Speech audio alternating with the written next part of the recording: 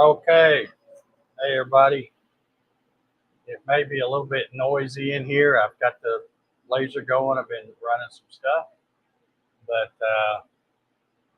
happy first day of spring. We sprung so hard, we sprung right back into winter, I think, because we had freeze warnings last night and got down to about 32 or something like that. And as you can see, I'm all flanneled up out here. Got my heater running over there, as well as the chiller and the laser and all this stuff. So it's making some noise. So hope y'all can hear me okay. Let's get a quick sound check. And I just finished up literally about 15 seconds before I had to hit the go live button. And I was cutting some stuff. I've been thinking about this bird feeder thing. And I found some little pieces, you can buy them at like Lowe's, the Home Depot. It's like the 1/4 inch thick by 6 inches, which is really 5.5 of, poplar and red oak and different things. And I found I had 2 poplar and 1 red oak over there. And of course, being 5.5 inches, they're not wide enough to run one of these whole front panels, but I just split it right down the middle, and I would be able to glue this and even put a piece on the back side. And this might make it a little bit harder for those pesky squirrels to chew through, especially the red oak, because you can feel a big difference when you pick up that piece of red oak versus the poplar. So anyway, let me switch over here real quick. I'll show you this inside the laser view. This is what I was cutting. Let me make sure everybody can hear me. Oh, I don't hear it or see anybody saying they can't hear me, so I'm assuming my sound is good, or maybe not good, but at least where you can hear me. Yeah, this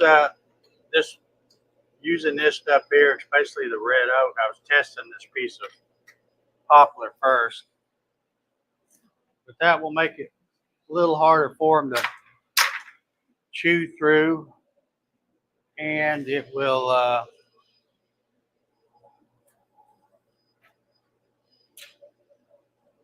be a little bit thicker too. So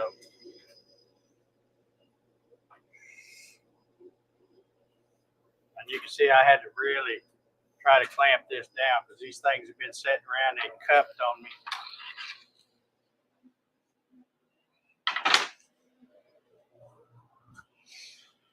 All right, so there you go. There's your view from the laser beam machine. Let's see who all we got hanging out with us today. By the way, make sure you got your coffee. We have with us today Sean from Klondike. Good afternoon, Sean. Kevin Els. How you doing, Kevin? Rob Schuster on his lunch bread. I think he means break, lunch break. Cody's CNC's in the house. How you doing, Cody? All right, appreciate that, Earl. And Mitch is here. How you doing? All right, so we got a few folks. All right, I wanted to do a quick rant, real quick, if I can. How many of y'all are really happy with the service you get from the United States Postal Service? I just don't know what to think about them folks sometimes. I mean, all of them are bad. UPS, FedEx, Amazon, all of them have their moments, but the U.S. Postal Service, and normally my mail carrier is good. He's a good old guy. I don't usually have any problems with him. but it's just the Postal Service in general. I have, I don't know if y'all know what informed delivery is. It's a service that you can sign up for online. It's pretty neat. I didn't know about it. Somebody told me about it. And after signing up, I thought, man, that's the next best thing since sliced bread. But anyway, you sign up online, and what they do is the post office, when it's scanning your mail to go out for delivery, it takes a quick picture of it, and then they send you an email every morning. Usually about 7:30 every morning, I get an email, and it'll say USPS informed delivery, and then it'll show you a picture of what you got coming that day. Well, my mail's already ran, and I was supposed to get two things. One was just junk mail, which is typical, but the other thing is something pretty important because it's got account numbers and stuff like that on it. But so I go out to get the mail after Gary pulled off, and of course I got the junk mail, but the other one I don't have. So now it makes me wonder, okay, was it even on his truck? What's happening to this piece that's got my personal information and account numbers and all that kind of, just really pisses me off that, you got one job, just deliver the damn mail. That's all you got to do.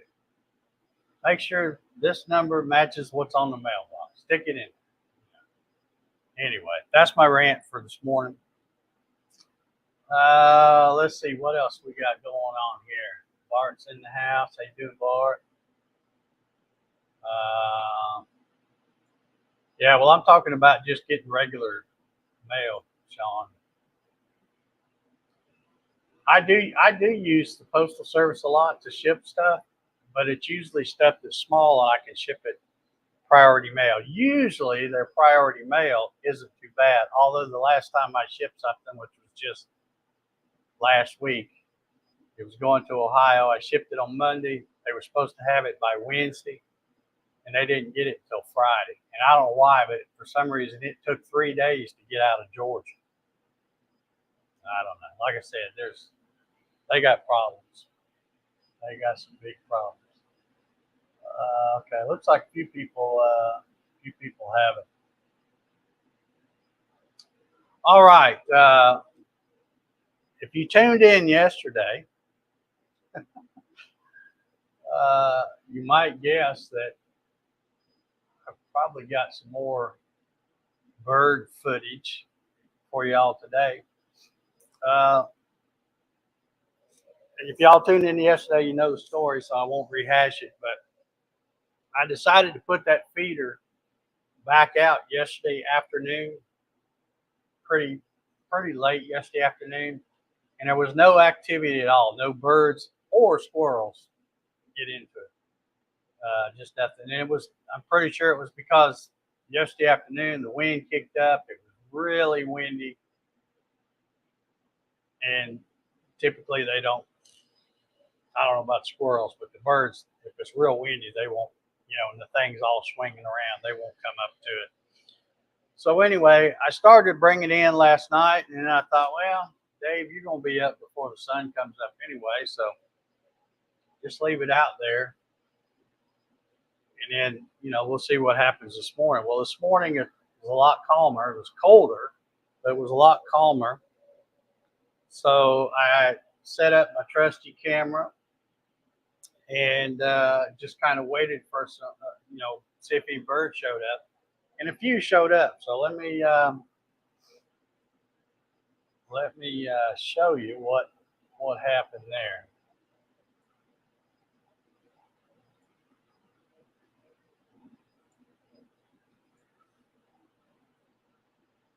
All right, let me click go here, and we'll be able to. Let's see, I can turn this one off. Well, I'll leave it on there, I guess. All right, so here's what showed up. There's already a little titmouse in there. There's another one coming back, or maybe the same one. I don't know. But you notice that they have absolutely no problem, even without any perches on the thing, no problem navigating the ins and outs. In fact, At one point, I even saw one slip in the very bottom row, and it's not even a full hexagon. It's okay. Now here's I don't know what that is, Carolina Wren or something. I'm not sure what that is. But notice he just kind of hung around a little bit and looked, but he didn't come on in and get anything. But again, the titmouse right there, they just pop right through there like it's nothing. There's the one. You see how he come in that bottom thing, and it's not even the full size opening. So,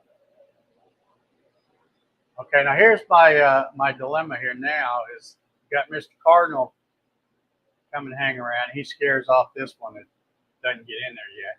But notice how he's like, hey, how do I get into this damn thing? There's no perch. I don't know how to get in this hole. So what I'm going to do today is I'm going to add some perches to the feeder. I've got it sitting over here. Now notice that was I think that was a nuthatch or something. And notice he didn't go in, but he stuck his head in and got what the squirrel slopped out of that little tray on the inside. So had about 4 or 5 different types of birds at it this morning. Again, the titmouse is just no problem. They love going in it. And they're probably going, hey, we like it just the way it is. We got it all to ourselves if we keep the squirrels out of it. See, now there's another, I'm not even sure what that is. I think that might be another wren.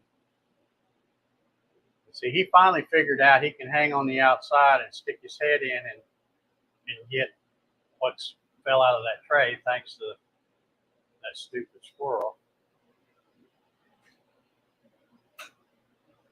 So he is kind of figured it out, although he hadn't tried to come inside. There we go with the titmouse in there again. And at one point, this might be it. No. At one point, there's two of the titmouse in there at the same time. I think this is it coming up. Let's see. There he pops in. I think he gets ready to leave, and another one comes up. I thought that was it. There it is. So he comes back in. He says, yeah, Joe, come on in. It's plenty of stuff to eat in here. And that was a good shot of both of them coming out of there. There's that little nuthatch again. The wren's back. So today, what I'm going to do, I'm going to be adding some perches to it, and I'll put it back out there this afternoon because I mainly want to see what the cardinals do. I want to make sure that the cardinals can get through that opening. There's really no reason they shouldn't be able to fit through there. I don't know why they have trouble figuring it out. You know, like I said, the titmouse had no trouble at all figuring any of that out. That one keeps coming back and digging through the, poking his head through the hole, getting what he can reach. So quite a bit of activity, and it looks like it's, the buffet is really going crazy. And of course, this joker came right there at the end, so I scared him off and just brought it in after that and went to edit the video. But yeah, it looks like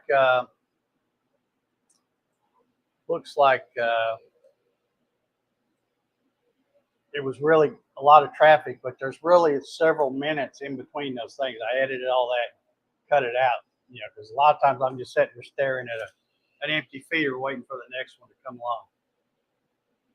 But anyway, today's little project is going to be to try to cut some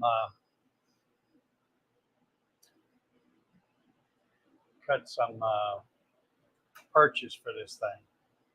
And I hope I've got them designed right. I'll show you what I've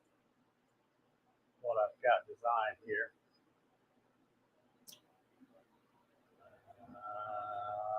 Let's see here.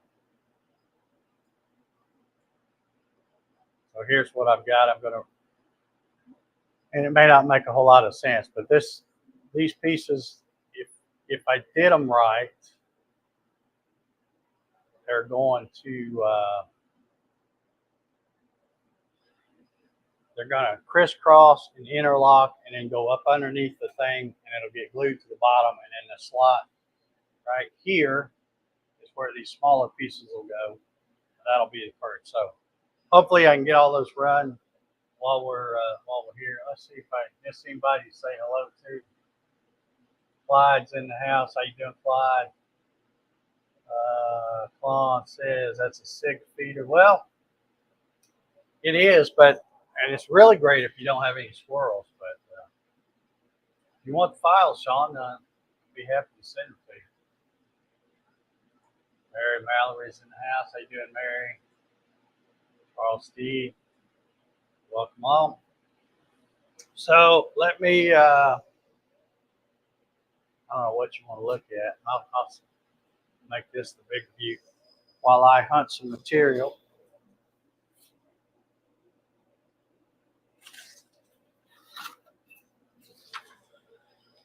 By the way, any of you laser folks, you probably heard me say this before, but all of this stuff I usually use right here is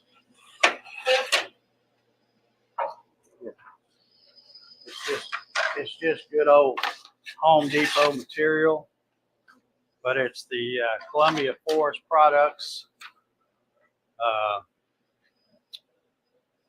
Home Depot sells their stuff. So if you order it online, you get, I order it in boxes of 10.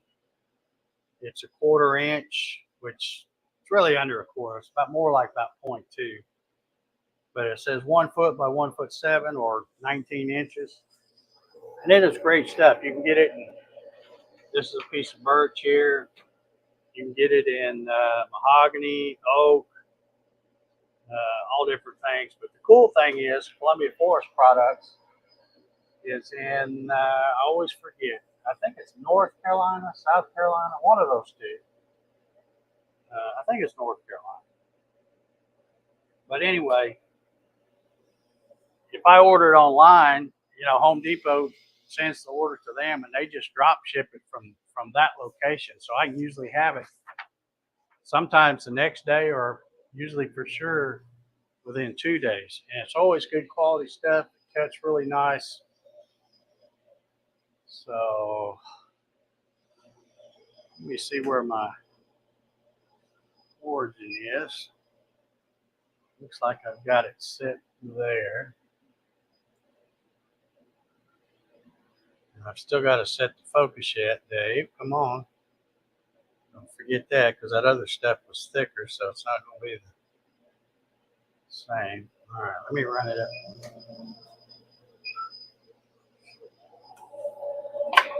Yeah, that would have been way off.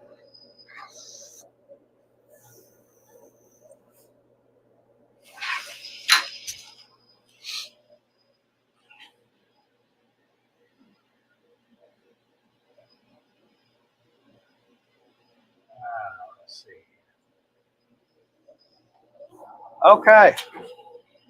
We're going to cut these. I don't know how long this takes. Let's look and see what the old light burn says. About 9 minutes and 16 seconds. So we'll find something to talk about while this cuts. And like I said, hopefully I did it right. So there we go. Let's smoke it up a little bit.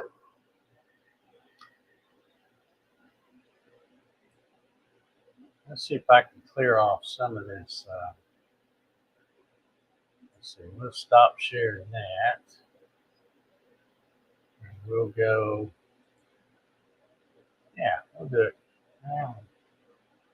We'll do it this way. There we go. All right. So I can finish my coffee while that's running. Yeah, Sean, I'll send that to you once I get these perches test it out and make sure they're right. Of course, ain't no big deal. You know how to do all this stuff anyway, so you'll probably change it anyhow.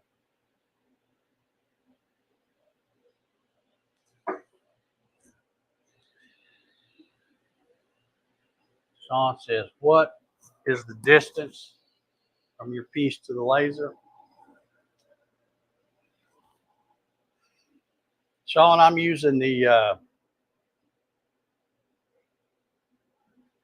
man, look at that piece bowing up there.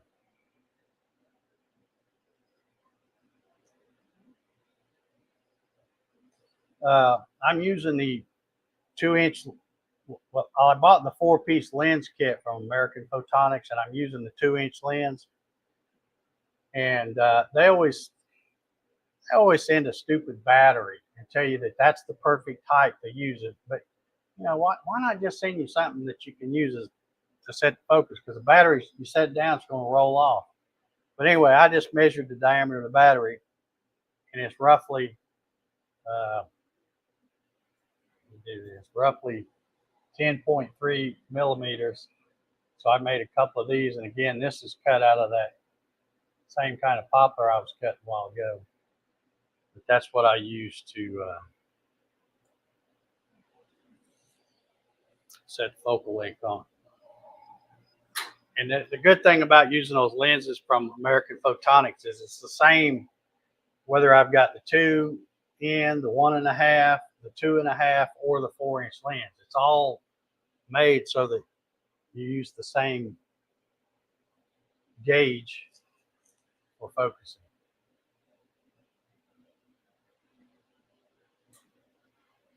All right. I don't see any other comments or any questions to address, so.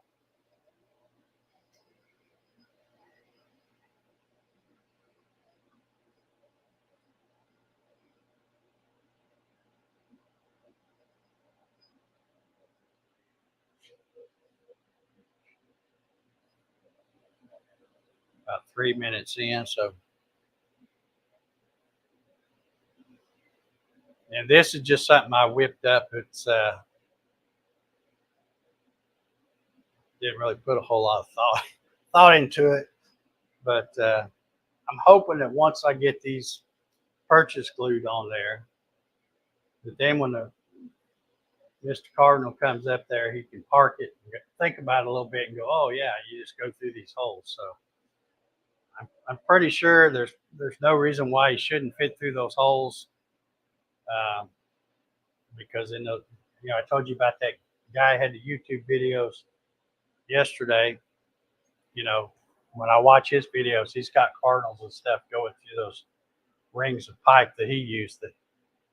So I just think it you know, the cardinals, I guess, being a bigger bird, they probably need something, a landing platform or a perch or something that you know, because they're so big. Al Forte in the house. Kilroy 79763. Check him out over on Twitch. Saying hello. Was driving to one of the high schools up north to teach some. All right. Good deal, Al.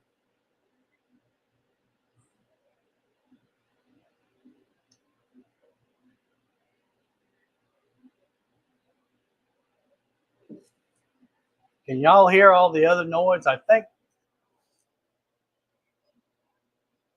you know, right now everything's on. The laser, the chiller, the heater. So there's a lot of racket. I'm assuming y'all can hear okay. These little microphone things here do a pretty good job if I can remember to turn them on. Okay, Sean. Appreciate the sound check, Sean.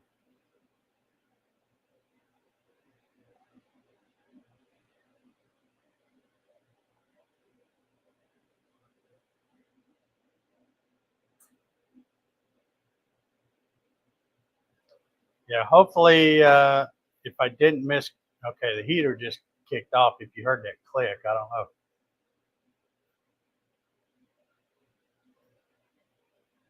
hopefully all this will fit together right and I can get it glued up, and I will set it out there or hang it back up later this afternoon, get the camera positioned right and get ready to turn it on, and then hopefully get some more research done. That's how. And the funny thing is when you're shooting these videos of this thing to try to learn stuff, is the whole work, is which birds can get in, which can't, all that stuff. It's not like you can just go hang that thing out there and go, okay, y'all come on, guys. You have to set the camera up and just wait and wait and wait. And like I said, it was so windy yesterday afternoon, I didn't get any activity at all. Not even a squirrel tried to come up there and get on it. But after it got dark, I thought, well, I'm just going to leave it out there, get up this morning, set the camera up, and have it all ready to go where all I got to do is go hit the button. As soon as I saw that first bird, it was about 45 minutes after daylight. So when I saw that first bird hit it, I went over and hit record and kept swapping SD cards as one would get full. And then as I was editing the video, that's when I learned all these things that I didn't know before. Just like when I saw the cardinal, I'm like, okay, he's found it. He's coming to it. He doesn't like it because there's not a place to land, a good perch. So, which I was really planning on going ahead and putting this on there anyway. But that just confirmed that. And even those other smaller birds, I'm thinking, yeah, they're even smaller than the titmouse. I know they can squeeze through that hole, but they just, it throws them off when they don't have a good spot to land, I guess.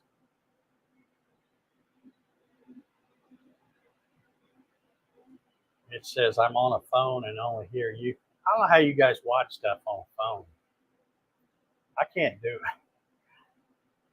A lot of times people will say, man, why don't you watch my podcast? And I go, well, I do, but I don't comment because you don't know I'm there because I'm watching you on the TV. The only way you can comment, in a live chat is if I use my phone. And sometimes I'll turn my phone on and comment and say hello just so that they know I'm there. But then when they ask you questions and stuff, they go, oh, he must have left. No, I'm still there, but I don't like watching on my phone. I can't see nothing. I think that thing's about done. 9 minutes. What would Lightbird say? 9:16. It's going to be almost dead nuts, I think.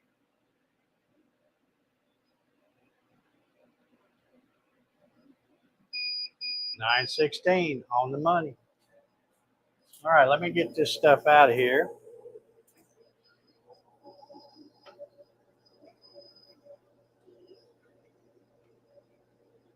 Yeah, looks like it all kept itself.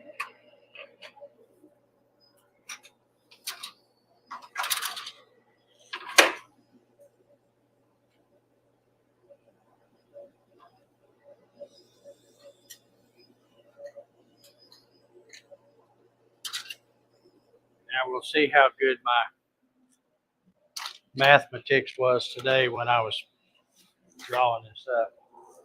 Let me swap cameras over here so you can see what I'm doing. Oh, I need to close that camera. Pull some switcheroos on the USB cables. Now I think I can. Let's see if I can do it this way. Oh yeah, I think that'll work. Okay, so there we are.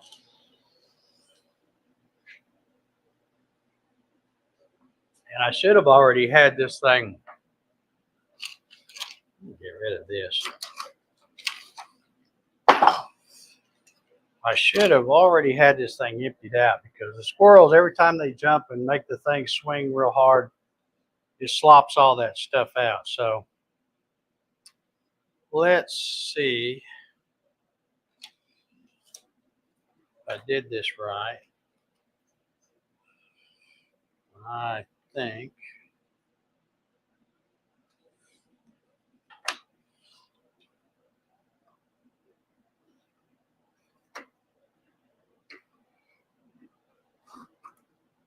Okay, there's kind of what I had planned.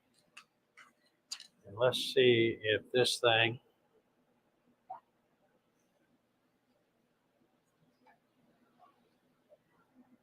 Let's see.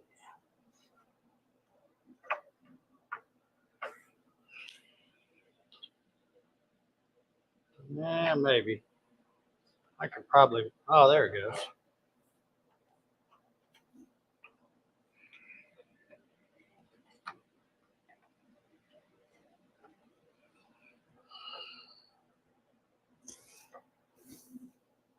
Well, yeah, that popped in. That popped in. Hang on, Dave. You're pretty good at this. Okay. And then these pieces, I've got one that's about 5 inches. That'll go right there. And then just to make it a little thicker, I've cut another shorter piece. So I'll glue this somewhere right there. And that should give plenty of stuff for the larger birds. And of course, there'll be one on all four sides. So let me grab my good old tight bond.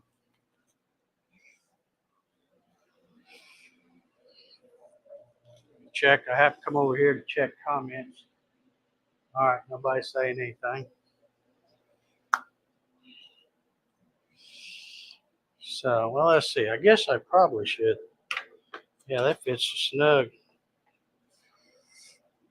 Ah, come on out of there now.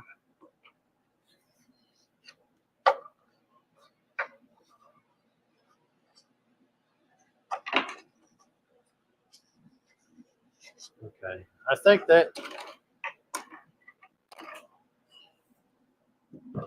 I can make that fit.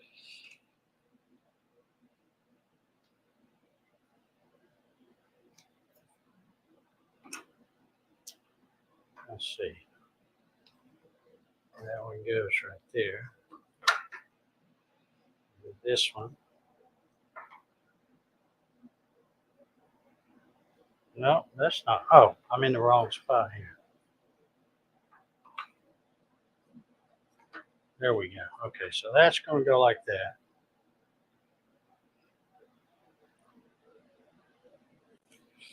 I think that'll work. All right, so let's put a little dab right in here.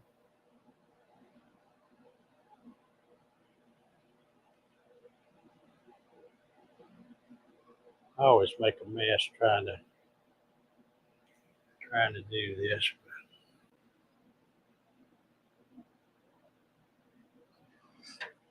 Don't take much. As long as I don't glue it to my CNC spoil board here, I'll be all right.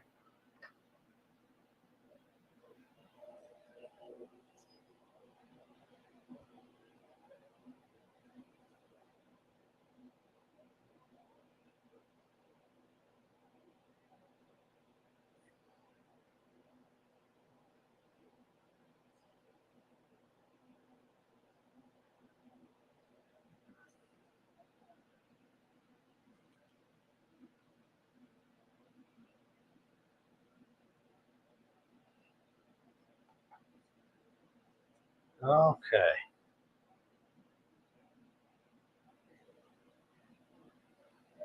All right.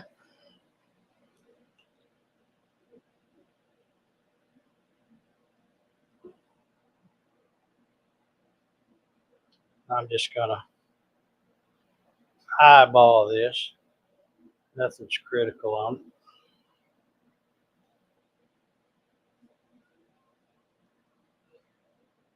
I'm sure the birds aren't going to care if I get it crooked.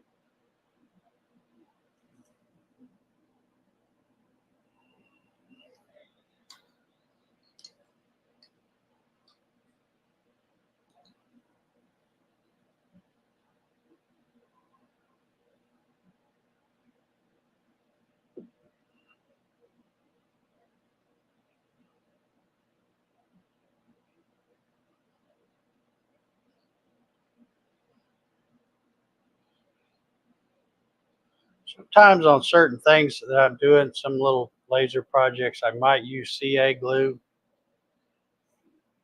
But for something like this, and this is only water resistant. It's not really waterproof. But I like to use the tight bond if it's something that's going to be out in the weather. But now I probably won't leave this thing outside all the time.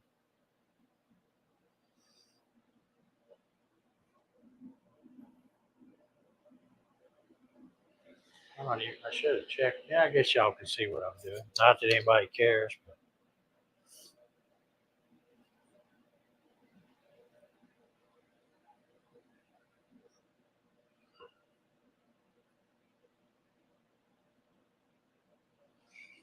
Okay, so let me set that.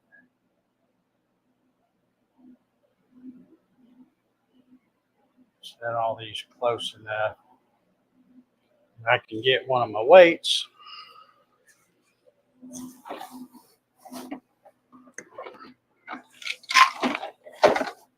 Which is a coffee container full of lead type. So,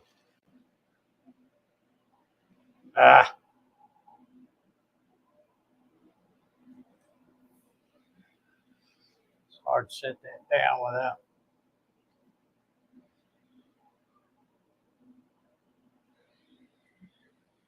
I guess that's close enough.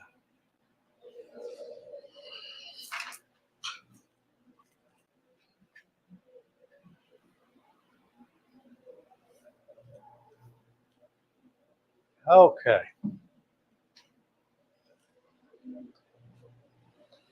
Now we'll all sit here and watch glue dry.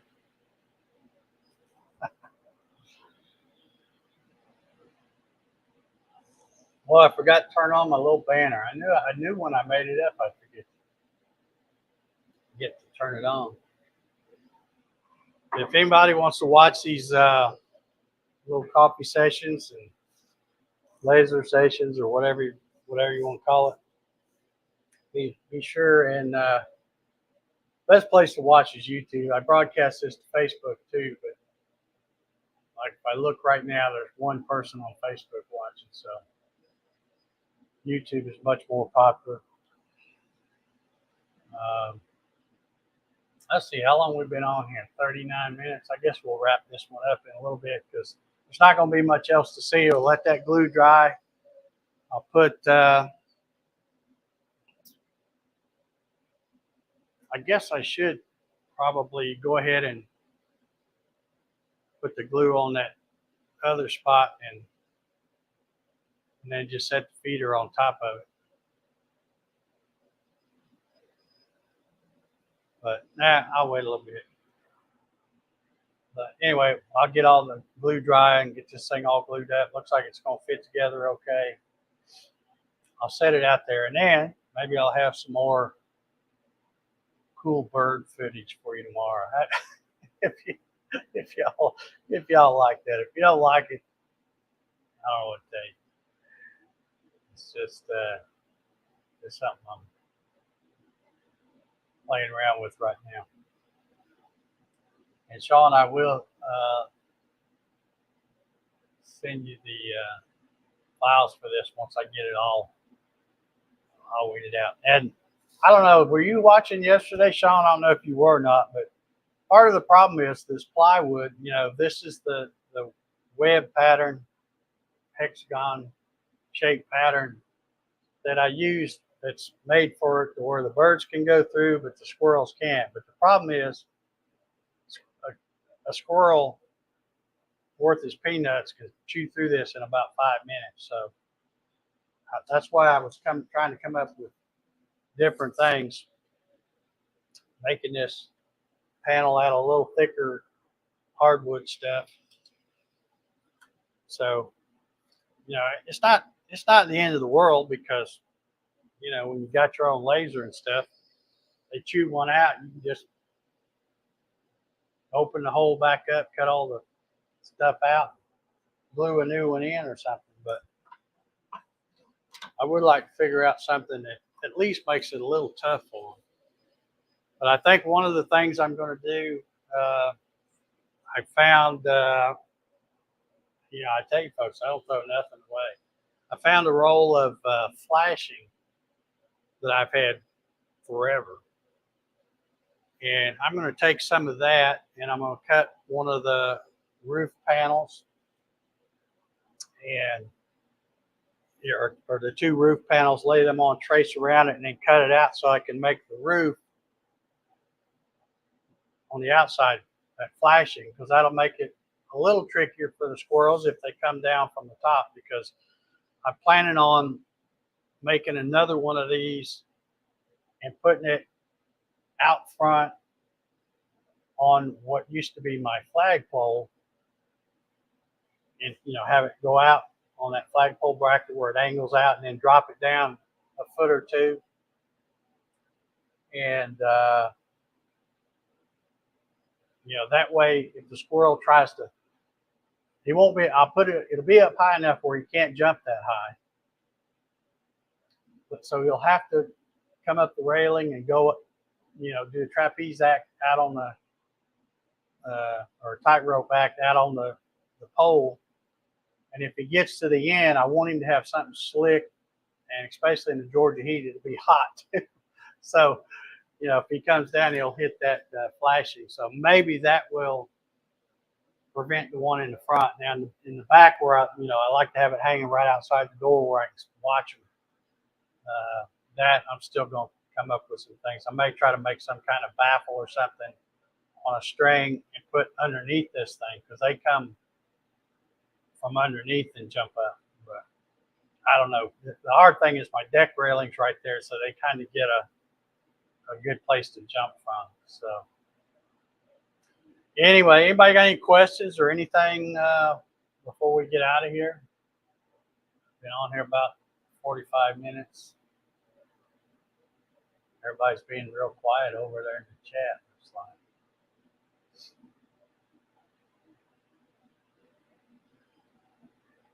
Sean says, we care, and some of the birds will be grateful. Yeah.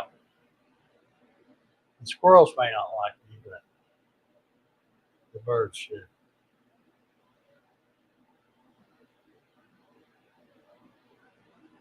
Sean's cutting modules today. Yeah, Sean, I saw where you had, I think you had shared a link, a YouTube link. I can't remember who the guy was. I can't remember the guy's channel, Digital something or other. And he was talking about some other laser company or something that was making those, what do you call them, double-decker modules or something. And then he mentioned you had one of yours too. So that's really turning into something for you, isn't it? It's pretty cool. Larry Galt over there on the Facebooks. How you doing, Larry?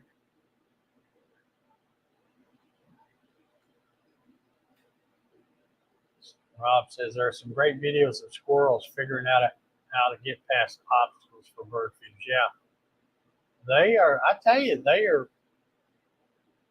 just tenacious, man. It takes a lot for them to get so discouraged they quit. I mean, they just, and they tag team. There'll be like 3 or 4 of them, and if one of them keeps falling, they're like, okay, let me rest. You try it, and another one will get on there and try it. So, okay, Jimmy DIY and Digital. Okay, I knew Digital was in the name somewhere, but all right. Well, I'm going to go ahead and get out of here and get this last little bit glued up. Usually I give tight bottom, it's supposed to wait several hours, I think, but I usually give it 30 minutes, because usually after 30 minutes, especially if you've had some weight on it or had it clamped, it's pretty good. You can go ahead and handle it and start gluing other parts. So I want to get all of this glued up and then set it out there this afternoon. line the camera up, get ready to see what kind of action I can get on it this afternoon. And hopefully I can keep the damn squirrels out of it enough to,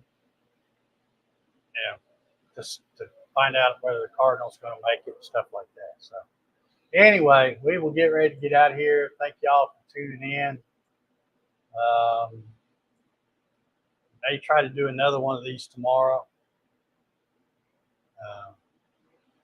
We'll just see what happens. And I don't know about Thursday. I got to go visit my cardiologist again, and they're running some kind of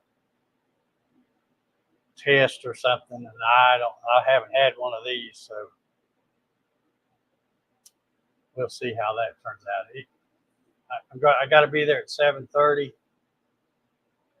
and it takes all morning for this test. It's they call it a nuclear test. It's where they put a radioactive isotope in you with an IV, and then I guess take pictures. I don't know.